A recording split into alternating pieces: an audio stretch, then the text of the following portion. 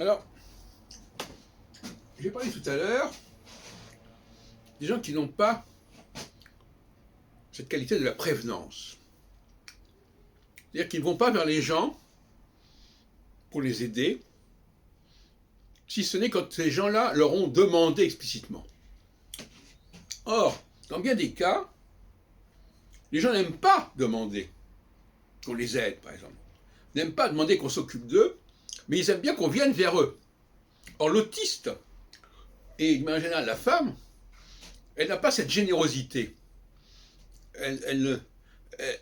Cette générosité, cette super générosité.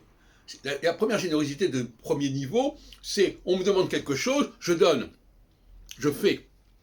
La deuxième générosité supérieure, c'est je donne à quelqu'un qui n'a rien demandé, parce que je sens que je dois faire quelque chose pour lui. C'est pas du tout pareil. Et on voit que dans un environnement féminin, les gens n'ont pas cette générosité. On leur a peut-être pas demandé de faire quelque chose, mais ils ne le feront pas de leur propre chef.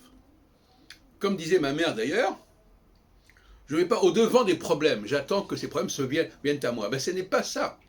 Justement, la question, c'est d'aller au-devant des gens, et pas d'attendre que les gens vous harcèlent, etc. Et quand on a cette attitude, on consiste à prendre les devants, à être prévoyant, au lieu que les gens arrivent à un tel degré d'exacerbation qu'ils viennent vers vous, dans l'urgence, ben on se crée des problèmes dans la vie.